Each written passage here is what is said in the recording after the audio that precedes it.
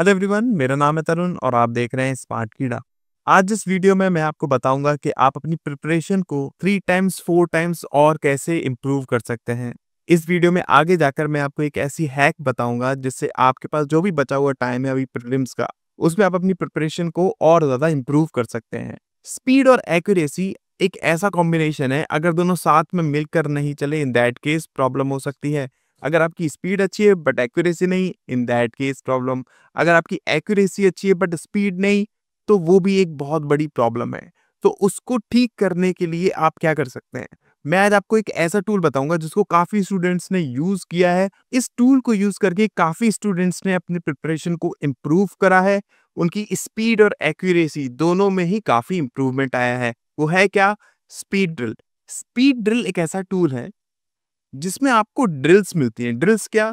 थोड़ा-सा मैं ब्रीफली इसको समझाता हूँ। देखो स्क्रीन पर क्या दिया हुआ है। अगर आप स्मार्ट कीड़ा की वेबसाइट पर या फिर ऐप पर जाएँगे तो वहाँ पर आपको स्पीड ड्रिल्स मिलेंगी।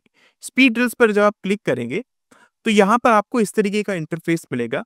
यहाँ पर आपको 2 टाइप की ड्रिल्स मिलेंगी। एक है आपके पास सोलो ड्रिल और दूसरी आपके पास है मैराथन ड्रिल, राइट?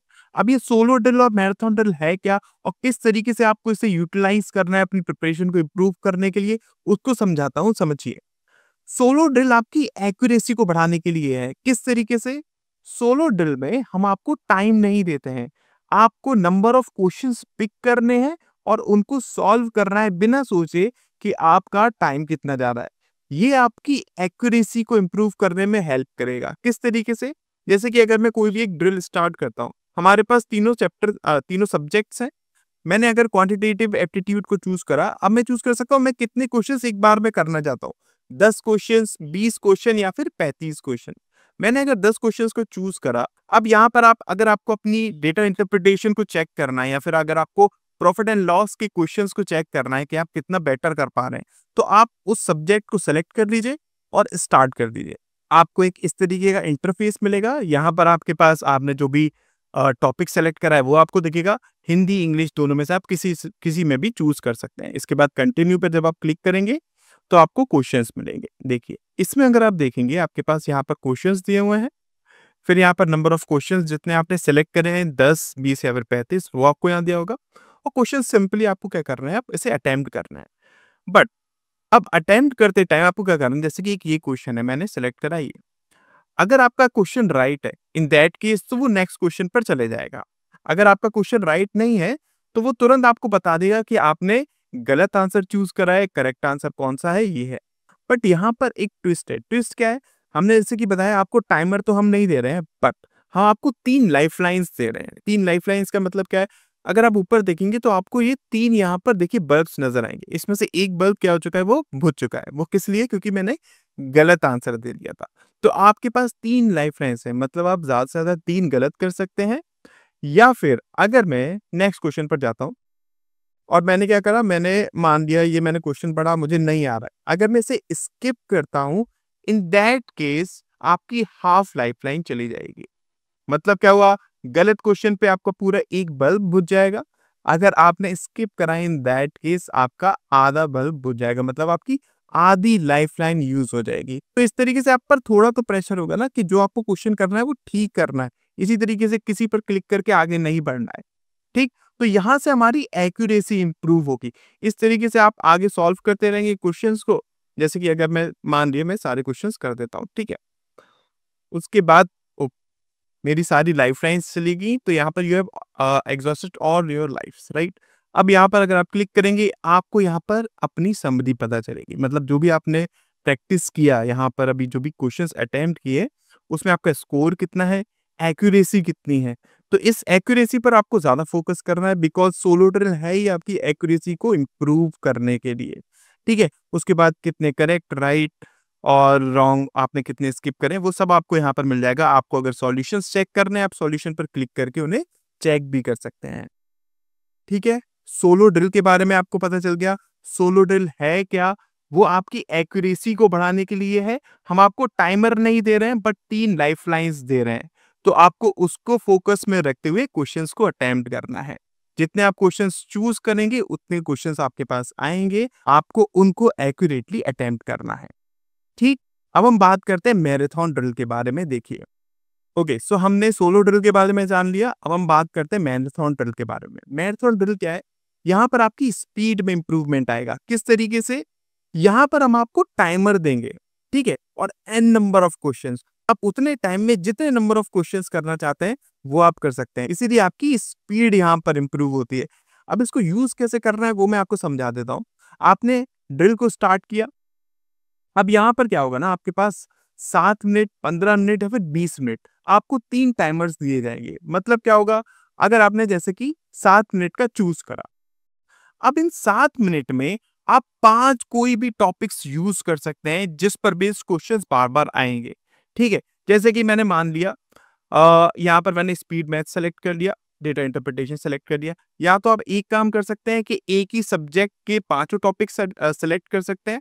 अदरवाइज ये मैंने 2 सेलेक्ट कर लिए, मतलब मुझे इनमें से प्रैक्टिस करनी है ना, तो मैंने ये 2 सेलेक्ट कर लिए, क्वांट के। रीजनिंग के मैंने मान लो इनइक्वालिटी और कोडिंग डिकोडिंग सेलेक्ट कर लिया, और एक मैंने इंग्लिश का कोई सिलेक्ट कर लिया, मान लिया क्लोज टेस्ट। अब इन 5 टॉपिक्स पर बेस्ड क्वेश्चंस आएंगे उन 7 मिनट में। तो यहाँ पर मेरी स्पीड बढ़ेगी। जैसे कि अगर मैं स्टार्ट करता हूँ, देखिए, अब ये आपको एक इंटरफेस आएगा।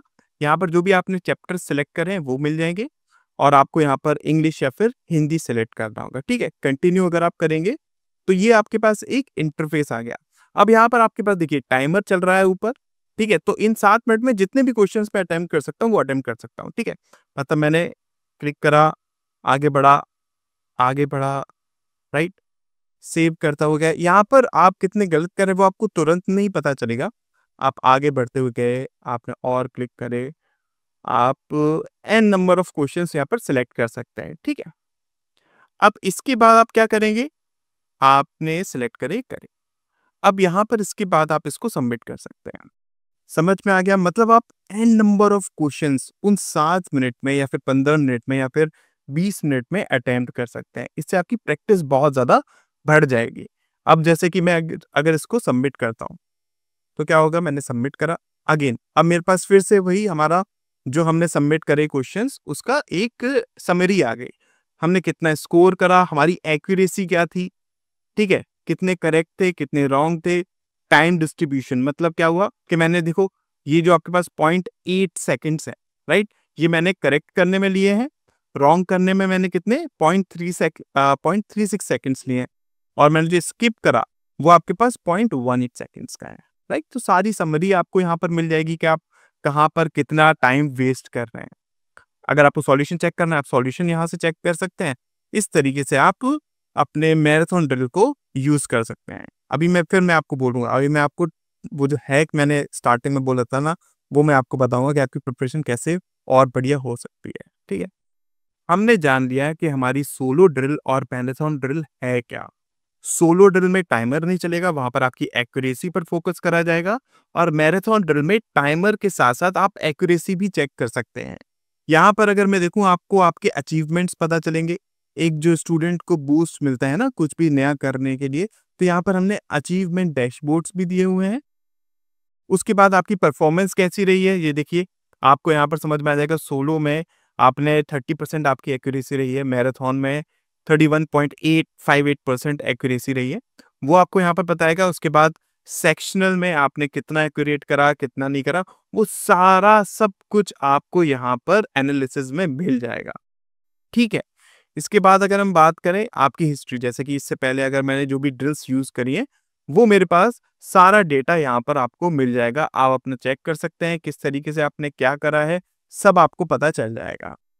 ठीक है, अब मैं आता हूँ हैक पर। वो जो मैंने आपको स्टार्टिंग में हैक बताया था ना कि आप ड्रिल्स का यूज करके किस तरीके से अपनी परफॉर्मेंस को इम्प्रूव कर सकते हैं। तो देखिए, जो भी अभी आपके पास टाइम बचा हुआ है, राइट, प्रीलिम्स से पहले जो भी आपके पास टाइम बचा हुआ है उसमें आप सिंपली ये करिए, क्या, आप मैराथन ड्रिल्स पर जाइए, स्टार्ट करिए। 7 मिनट वाला पहले आपको स्टार्ट करना है।